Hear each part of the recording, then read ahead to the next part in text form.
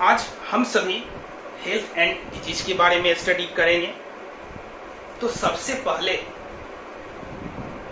यह देखेंगे कि हेल्थ क्या है, व्हाट इज हेल्थ। तो हेल्थ के बारे में आप सभी क्लास 9 में स्टडी कर चुके हैं। The complete state of physical, mental and social wellbeing. The complete state of physical, mental and social wellbeing is called health.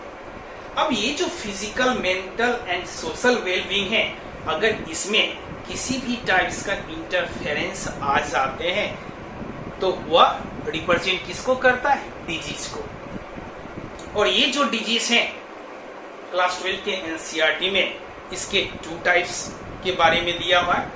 First infectious disease और सेकेंड नॉन इन्फेक्शियस डिजीज। तो इन्फेक्शियस डिजीज के बारे में जो कहा जाता है कि the disease which is passing from infected person to healthy person. ऐसा डिजीज जो इन्फेक्टेड पर्सन से वो ट्रांसफर किसमें होंगे?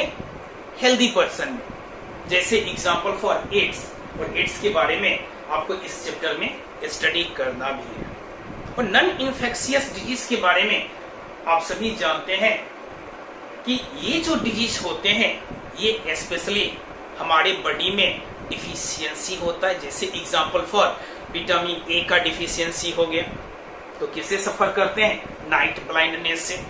या जेनेटिक डिसऑर्डर होते हैं, उससे भी डिफरेंट टाइप्स के डिजीज होते हैं। जैसे जेनेटिक डिसऑर्डर के केस में आप सभी जानते होंगे हीमोफीलिया है, कलर ब्लाइंडनेस है, फिनाइलब्यूटिनेरिया है। इसके अलावे अदर डिजीज भी है। तो इन्फेक्शियस और नॉन इन्फेक्शियस डिजीज, तो अगर इस दोनों के बीच में डिफरेंशिएट करना है तो फर्स्ट जो इन्फेक्शियस डिजीज है इसके बारे में फर्स्ट पॉइंट लिख सकते हैं, it is passing from infected person to healthy person. और नॉन इन्फेक्शियस डिजीज के केस में आप लिख सकते हैं, it is not passing from infected person to healthy person. और जो इन्फेक्शियस डिजीज होते हैं वो एक्सटर्नल या तो कहीं एक्सट्रिंसिक फैक्टर पे डिपेंड्स करते हैं। जैसे पैथोजेंस, बैक्टीरिया, वायरस, ये जो है वह कॉन्टामिनेटेड फूड एंड वाटर के थ्रू हमारे बॉडी में आते हैं।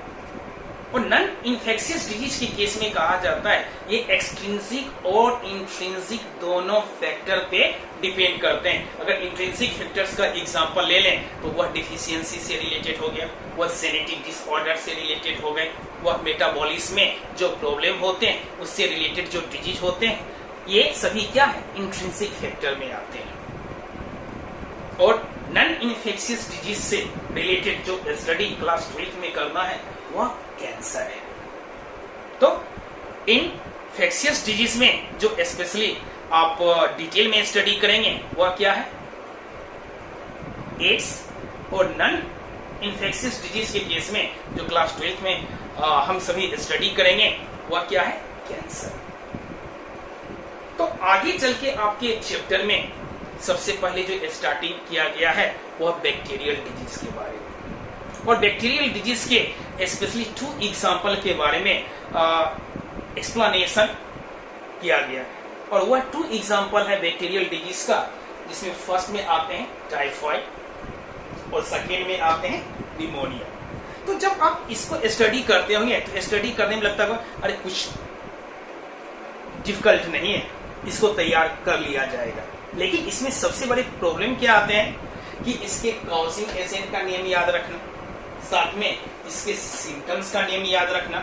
और सिम्टम्स के केस में कई बार ऐसे भी होते हैं आप कंफ्यूज कर जाते हैं कि ये सिम्टम्स टाइफाइड से रिलेटेड है या ये सिम्टम्स आपके निमोनिया से रिलेटेड है। तो कहने का पर्पस क्या है कि हम इसको याद सही ढंग से कैसे रखें कि आपको बोर्ड एग्जामिनेशन में या नीट एग्जामिनेशन में जब आप क्वेश्चन सॉल्व करेंगे तो आपको इसके सिम्टम्स से रिलेटेड प्रॉब्लम नहीं आना चाहिए।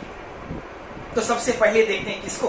टाइफाइड को। सबसे फर्स्ट में टाइफाइड। टाइफाइड का अदर नेम है enteric fever. Enteric fever. Typhoid का अदर नेम क्या है? Enteric fever. तो जब टाइफाइड सुनते हैं या टेरी फीवर बहुत कम आप सुनते होंगे, लेकिन टाइफाइड काफी पॉपुलर है। तो जैसे टाइफाइड से रिलेटेड क्वेश्चन आ गए तो सबसे ब्रेन में आता है कि अगर आपको याद है तो आप आसानी से लिख सकते हैं, और याद नहीं है तो आप लिख नहीं सकते। तो उस केस में हम क्या करें? तो सबसे पहले आपको ये समझना होगा कि टाइफाइड का मीनिंग क्या होता है। अगर इसके हिंदी मीनिंग पे जाते हैं तो आसानी से कुछ कैरेक्टर याद हो जाते हैं। टाइफाइड और इंटेरिक फीवर को हिंदी में कहा जाता है आंत ज्वर। आंत का मतलब क्या होता है? इंटेस्टाइन। और ज्वर का मतलब क्या होता है? फीवर। तो कहने का मतलब कि ये जो टाइफाइड है और इंटेरिक फीवर जो है वह रिलेटेड किससे हैं? हमारे इंटेस्टाइन से। और जब इंटेस्टाइन में आते हैं तो सबसे ज्यादा डाइजेशन एंड एब्जॉर्प्शन फूड के बेसिस पर देखें तो स्मॉल इंटेस्टाइन सबसे ज्यादा इंपॉर्टेंट है। तो ये जो टाइफाइड और इंटेरिक फीवर, टाइफाइड का ही अदर नेम क्या है? इंटेरिक फीवर है। तो ये टारगेट किस ऑर्गन को करेंगे? और जब इसकी हिंदी मीनिंग पे जाते हैं कि आंत ज्वर, तो उस केस में आप समझ जाते होंगे कि ये इन्फेक्टेड किसको करेंगे? Small intestine. और इस डिजीज का जो कॉजिंग एजेंट है उनका नेम क्या है? Salmonella typhi. क्या है? Salmonella typhi. तो टाइफाइड और इंटेरिक फीवर के कॉजिंग एजेंट का नेम क्या है? Salmonella typhi. Salmonella typhi. और ये जो होते हैं साल्मोनेला टाइफी, या सिंपली कहें टाइफाइड के केस में जो इन्फेक्टेड ऑर्गन होते हैं वह इन्फेक्टेड ऑर्गन क्या है? Small intestine. अब स्मॉल इंटेस्टाइन को अगर यह इन्फेक्टेड करते हैं तो सिम्टम्स क्या क्या हो सकते हैं? तो सबसे पहले देख लेते हैं कि सिम्टम्स क्या है, और देन आफ्टर इस सिम्टम्स को हम कैसे आसानी से याद रखें कि बोर्ड में आपको काफी इसका एडवांटेज मिलेगा। तो देखते हैं सबसे पहले इसके सिम्टम्स को कि हाई फीवर। और ये जो हाई फीवर है 39 डिग्री सेल्सियस से कितने हैं? 40 डिग्री सेल्सियस। 39 डिग्री सेल्सियस से कितने हैं? 40 degree Celsius.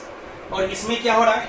Weakness, stomach pain, constipation, headache, loss of appetite, भूख का कम लगना। एक बार फिर से देखते हैं कि जो डिजीज है वह टाइफाइड है। टाइफाइड का अदर नेम इंटेरिक फीवर। और ये जो टाइफाइड होते हैं, इंटेरिक फीवर होते हैं, जिसको हिंदी में आंत ज्वर भी कहा जाता है, इसके कॉजिंग एजेंट कौन है? Salmonella typhi. Salmonella typhi.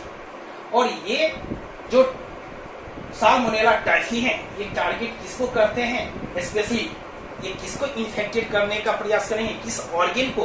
तो वह ऑर्गन कौन है? Small intestine. तो इस स्मॉल इंटेस्टाइन को अगर ये इन्फेक्टेड करते हैं तो सिम्टम्स क्या होगा? तो ऑलरेडी हम सभी देख चुके हैं कि सिम्टम्स ये सारे हैं। लेकिन इस सिम्टम्स को हम लोग याद कैसे रखें? सबसे फर्स्ट और इम्पोर्टेंट जो आपके ब्रेन में थिंकिंग आता है कि इसके सिम्टम्स को याद रखना है, क्योंकि सिम्टम्स इसके अलावे निमोनिया का भी याद रखना है। तो अब इसके सिम्टम्स को याद करने का जो ट्रिक्स है उसके बारे में देखें कि ये इन्फेक्शन कहाँ हो रहा है? Small intestine. और ये जो स्मॉल इंटेस्टाइन है अगर इसमें इन्फेक्शन होगा तो आप सारे स्टूडेंट जानते हैं कि स्टोमक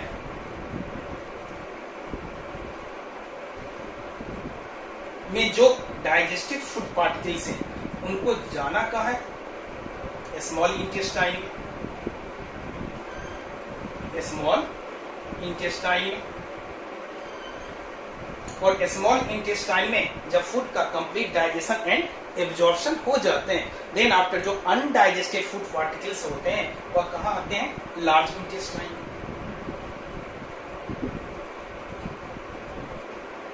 इसमें लार्ज इंटेस्टाइन में।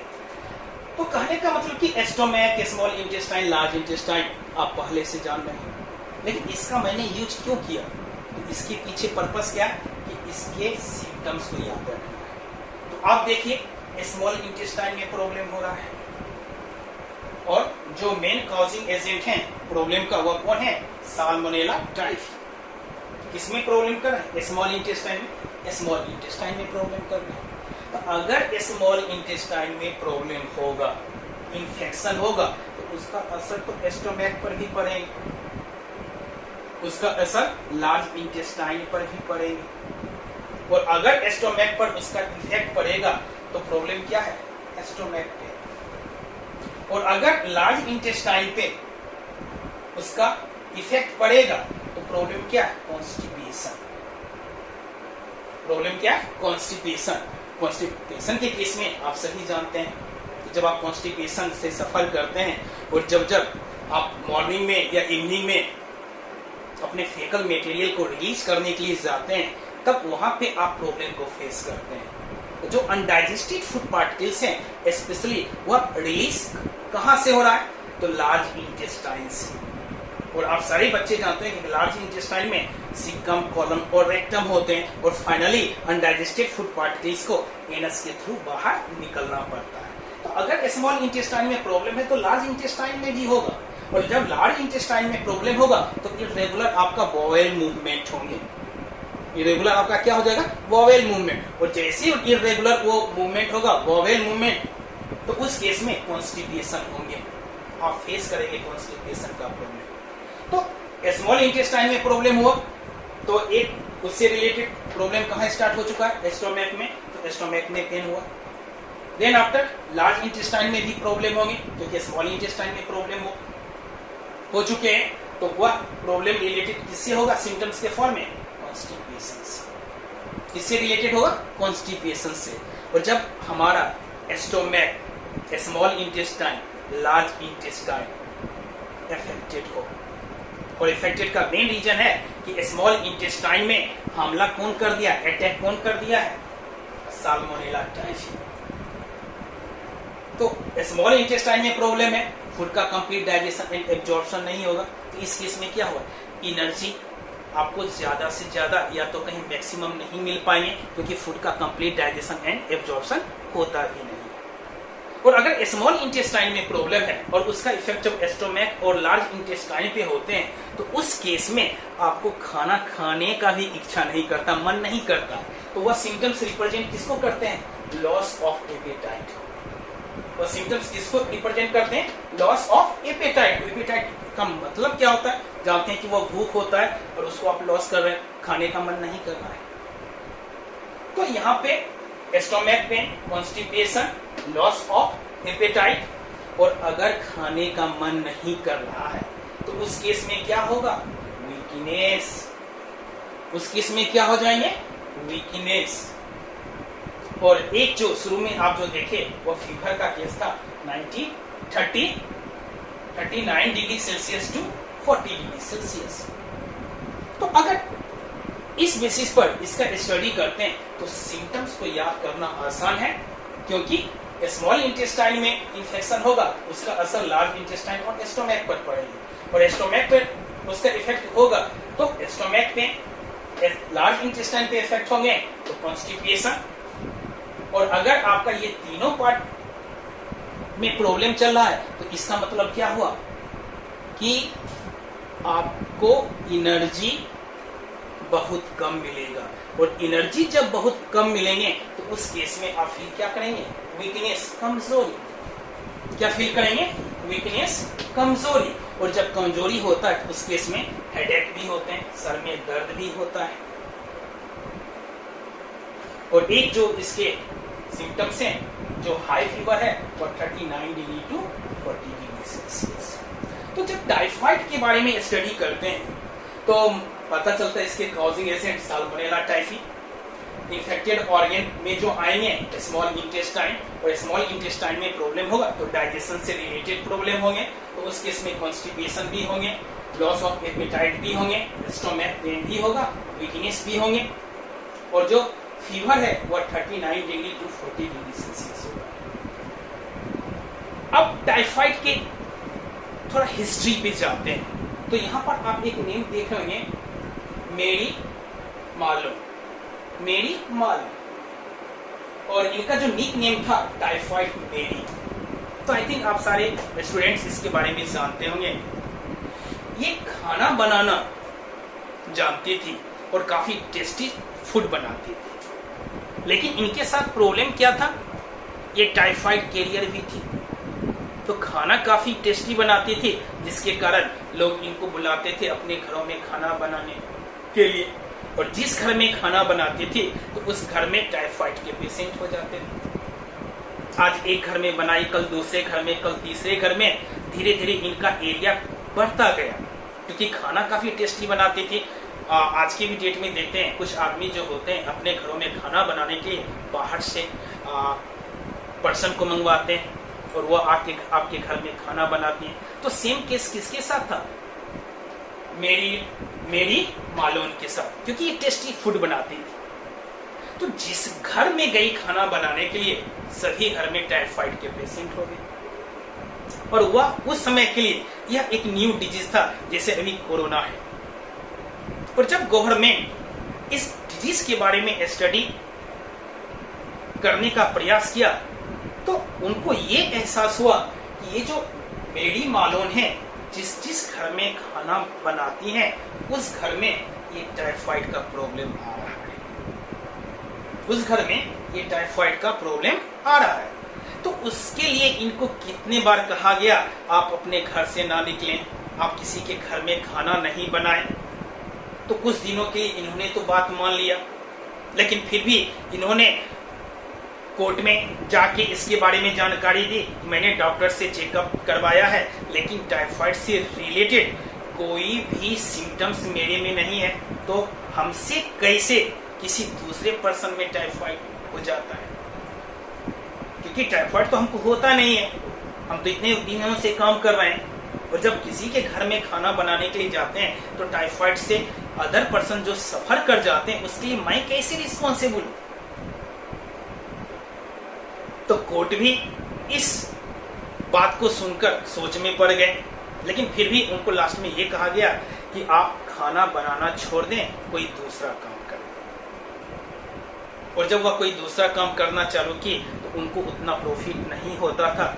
तो उस केस में फिर से वो चोरी छिपे दूसरे के घरों में खाना बनाने के लिए जाती थी, जहां इनके बारे में पर्सन नहीं जानते थे, ऐसे घरों में जाती थी। तो एक्चुअली इनका जो निक नेम रखा गया टाइफाइड मेरी, और इसी के कारण, इसके कारण का मतलब क्या, ये टाइफाइड के कैरियर थी और इन्हीं के नाम पर ये काफी पॉपुलर हो गया, टाइफाइड। अब नेक्स्ट जो डिजीज है वह क्या है, निमोनिया। और टाइफाइड भी बैक्टीरियल डिजीज है, निमोनिया भी बैक्टीरियल डिजीज है। और जब निमोनिया को देखते हैं तो सबसे पहले हम ये देखें कि ये इन्फेक्टेड किस ऑर्गन को करेंगे, कॉजिंग एजेंट को बाद में हम लोग देखेंगे। तो ये इन्फेक्टेड या टारगेट स्पेशली किसको करते हैं, तो लंग्स को। ये स्पेशली टारगेट किसको करते हैं, लंग्स को। और ये जब लंग्स को इन्फेक्टेड करते हैं और लंग्स में जो एल्वेली जो होते हैं उसमें क्या होते हैं, फ्लूइड जो होते हैं फिलअप हो जाते हैं, भर जाते हैं। तो अगर लंग्स के एल्वेली में फ्लूइड फिलअप हो जाएंगे तो प्रॉब्लम क्या होगा, लंग्स का मेन फंक्शन क्या है, एयर को लेना और एयर को छोड़ना। और एयर जो ले रहे हैं उसमें सबसे ज्यादा पार्शियल प्रेशर किसका है, ऑक्सीजन का। और जब एयर को छोड़ा जाता है तो उसमें सबसे ज्यादा पार्शियल प्रेशर किसका होता है, उस एयर में, उस मिक्सचर ऑफ गैसेस में, कार्बन डाइऑक्साइड। तो अगर लंग्स में पहले से ही फ्लूइड फिलअप हो चुके हैं उनके एल्वेलाई में, जैसे मान लीजिए कि एक कोई थैला है, थैला पूरा भरा हुआ है और हम जाने कि थैला पूरा भरा हुआ है और अगर उसमें कुछ एक्स्ट्रा सामान रखना चाहें तो क्या वह थैला में जाएगा, नहीं जाएगा। और यहाँ क्या है कि इनके एल्वेली में फ्लूइड भरा हुआ है। तो जब इनहेलेशन करेंगे, जब इंस्पिरेशन करेंगे तो जो एयर है और एयर में जो सबसे ज्यादा पार्शियल प्रेशर जो ऑक्सीजन का है उनका एंट्री कैसे होगा, क्योंकि ये एरिया तो पहले से भर चुका है फ्लूइड से। क्यों भरा है, तो उसके जो कॉजिंग एजेंट हैं किसके, निमोनिया के, जो आप यहाँ पर देख रहे हैं। तो इन्होंने इन्फेक्ट किया लंग्स को और लंग्स के एल्वेलाई में फ्लूइड फिलअप हो गए। तो वह एयर कैसे आएगा, और जब एयर नहीं आएगा तो ऑक्सीजन का प्रॉब्लम होगा। जब एयर नहीं आएंगे तो उस केस में क्या होंगे, ऑक्सीजन का प्रॉब्लम होगा, इंस्पिरेशन का प्रॉब्लम होंगे। एक्सपीरिएशन का प्रॉब्लम होगा और साथ में कुछ सिम्टम्स भी आएंगे। और ये जो सिम्टम्स हैं आप सारे बच्चे पहले से भी जानते हैं, fever, chills, cough, headache, lips and finger nails में turn to grey to bluish in colour. तो अब यहाँ पर फर्स्ट टारगेट क्या है कि ये जो निमोनिया है इसके कॉजिंग एजेंट का नेम क्या है, तो देखें स्ट्रेप्टोकोकस निमोनिया, तो इन्हीं के नेम पे डाल दिया गया। लेकिन साथ में देखें एक दूसरा कॉजिंग एजेंट है, वह कौन है, हीमोफिलस इन्फ्लुएंजा। तो ये इसके कॉजिंग एजेंट हैं और टारगेट ऑर्गन कौन है इसका, लंग्स है। टारगेट ऑर्गन्स कौन है इसके, लंग्स है। और लंग्स में स्पेशली एल्वेलाई के केस में फ्लूइड जो होते हैं वह भर जाते हैं और ये इसके कुछ कॉमन सिम्टम्स। तो जब कॉमन सिम्टम्स को हम लोग देखते हैं तो देख रहे हैं कि चील है, कफ है, हेडेक है, फीवर है और ये जो लास्ट में देख रहे हैं कि लिप्स और फिंगर नेल्स, लिप्स और जो आप देखते हैं लिप्स एंड फिंगर नेल्स में turn to grey to bluish in colour. अब इस सिम्टम्स को कैसे ब्रेन में रखना है, तो इसके सिम्टम्स को याद रखने के लिए आप थोड़ा अपने प्रैक्टिकल लाइफ में जाइए।